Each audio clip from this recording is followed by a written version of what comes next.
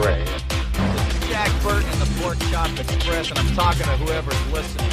Morning to War Council of Gallifrey. This is the Doctor. I am Iron Man. Tell me, do you bleed? Everything's perfectly all right now. We're fine. We're all fine here now. Thank you. How are you?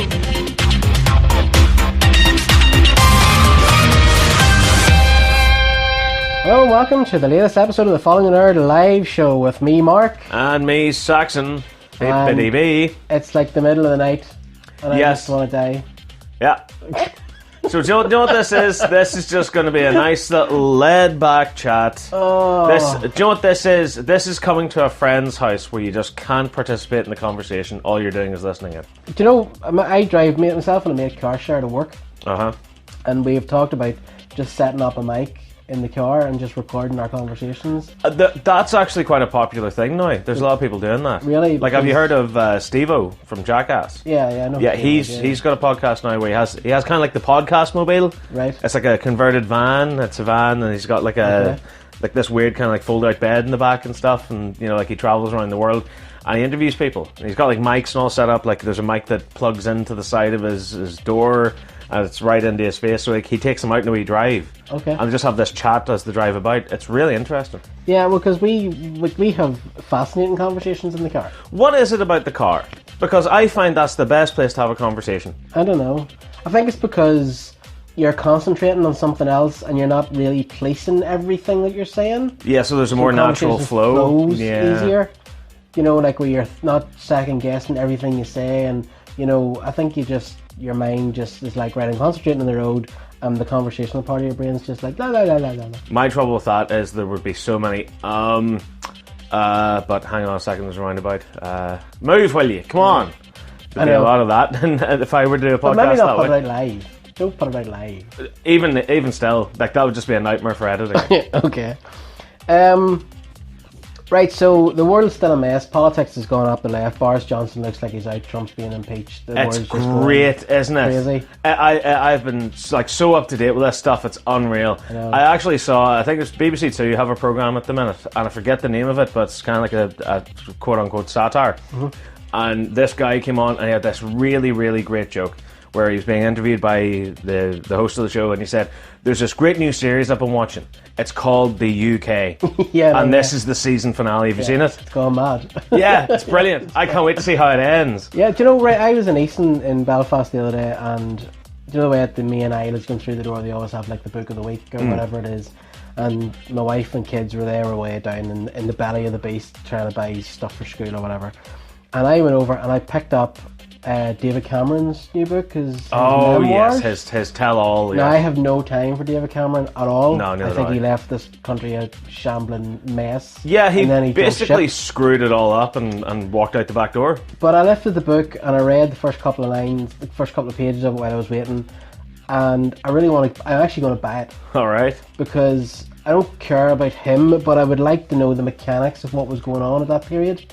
Yeah. And he's actually a really good writer.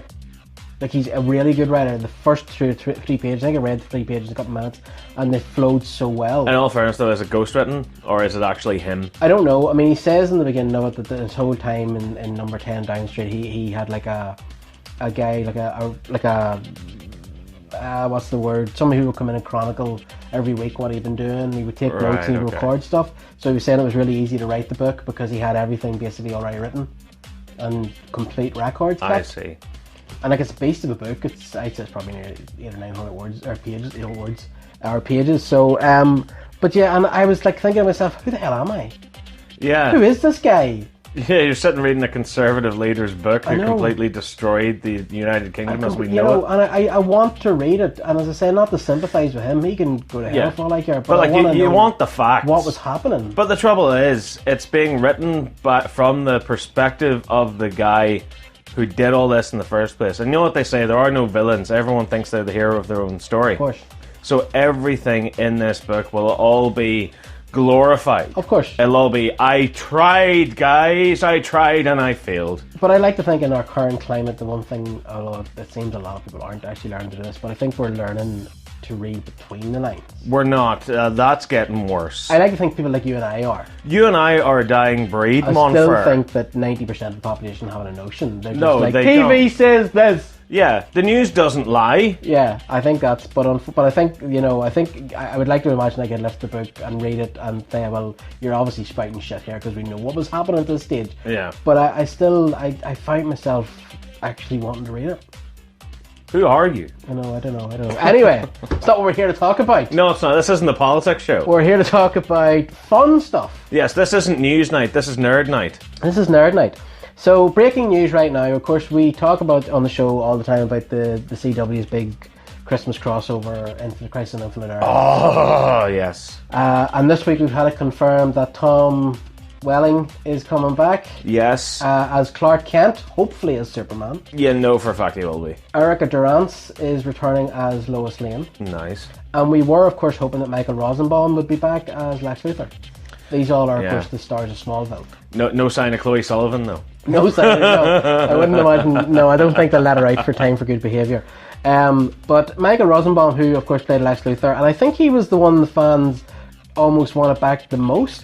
I'd say so, yeah. Because he also voices Flash, and he's a big comic book fan, and he knows the stuff, and he was a really good Lex Luthor. He was a fantastic Lex Luthor. Although I haven't seen John Cryer in Supergirl, I hear he was really, really good, though. No, I haven't watched Supergirl in yonks now, but Don't. I've heard good things Well, about maybe it. just YouTube John Cryer, Supergirl's Fair turn. enough. Anyway, so Rosenbaum breaking now. Obviously, it won't be by the time the podcast comes out, but he's just taken to Twitter and he wrote, "Friends, many of you have tweeted and asked me about joining the Infinite crossover, and I can't tell you how much this means to me.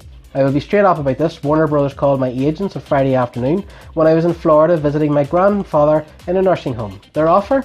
No script, no idea what I'm doing, no idea when I'm shooting, and basically no money.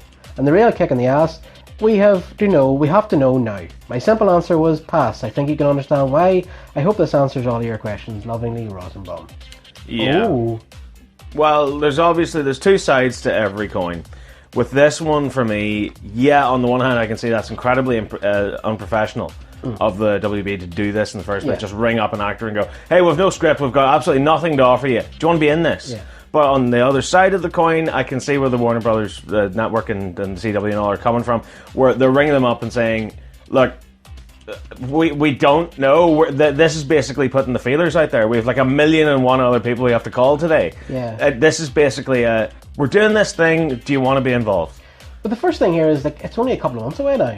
Yeah. I suppose it'll be November. Would it late November? Is It'll be late November, early December, I think this starts. So it's pretty close to filming. In all fairness, though, I think that's kind of how these shows run. TV shows, yeah. Because, like, literally, they finish up a couple of weeks before the series finishes airing in the springtime. Yeah. Then they have a summer break, and then it's literally right back into it again. And they're still filming as new episodes are going out. Well, the funny thing is, Mark Guggenheim, who's like the showrunner on the Arrow shows, he tweeted a few weeks ago the scripts for each show. Yeah. So they obviously do know what the stories are. Yeah, they have scripts and outlines and stuff, but I think it's just a case of them going, okay, people are responding really well to the amount of people we're getting back for this. Let's see who else we can get. Yeah. Because funny, Guggenheim also tweeted that he was looking to get Krypton, some of the stars from Krypton involved. Yeah, the now cancelled Krypton The now show. cancelled Krypton. But That was filming here as well. it was, yeah, just up the road. Yeah. But if they had been able to get people in from that, even cancelled or not, it would have been a really nice nod. Yeah, it's just at this point, it's these are just like the decorations on top of the cake at this point. Yeah, I kind of get the feeling that all these characters are really only going to be in it for, like, oh my god, look, there's, oh my god, look, oh there's, oh there's, Yeah, oh there's. but- And back to the story. I mean, that's how you do it, isn't it? Because It is. it's a TV show and you've a TV budget to work with, so you can't have all these actors that can demand X amount of money for the roles. So what you do is you get every single one of them in for a day. Mm-hmm. And you film all their scenes and just spread them out throughout the crossover, so it feels like they're in more of the crossover than they actually are. Yeah, it's still pretty exciting stuff though. Now, this is big news. I think Robert Downey Jr. is apparently, I think we talked about in the last show that they're making an Ironheart. Apparently they're making an Ironheart Disney Plus series. Yeah, I can see that. And Downey Jr. is tipped to be the voice of the AI. that Yeah. Riri Williams uses in her suit. If it is Riri Williams, it could be the kid from Iron Man 3, or it might be their daughter from Endgame. You know for a fact it's going to be Riri Williams. It probably would be Riri It's going to be Williams. Riri Williams. I would imagine if it wasn't, there'd be uproar. There will be riots in the streets. Because, I mean, like, she's the only one to be Ironheart at this point, isn't she? I believe so. I'm not 100% sure, to be honest. I think so, though. And I mean, there wasn't any other versions of Iron Man that I know of. Because, I mean, anyone else who wears the suit gets their own name. So, like, Rhodey gets an Iron Man suit, he becomes War Machine. Yeah. Pepper Potts gets her own suit, she becomes Rescue. Rescue, yeah. You know, so I'm that. sure like, other characters have put the Iron Man suit all the time. all the characters have put the Iron Man suit on, but but it's always been attributed to Tony Stark. But so the rumor is that he's going to be back as the voice of the AI that Ironheart has in her suit. But the other big news is that he may be back big time for Black Widow. Black Widow. Yeah, I've heard about this. As a fully blown, I'm in the movie, here I am looking at a character. I don't know, I think this might be another Spider-Man Homecoming case. Yeah. Like, you know, he's in Homecoming for like all of 10 minutes, but they talk about him all the goddamn time. I think so too. Because this was actually my mistake. I thought Black Widow was meant to take place before any of the Avengers movies, really, so far. See, but it takes place after Civil War. It's dribs and drabs. Dribs and drabs. It takes place. The main crux of the story, I think, takes place after Civil War. Yeah. But there's heavy flashbacks to her days working in what was remaining of the KGB and so forth, and training to be a Russian spy.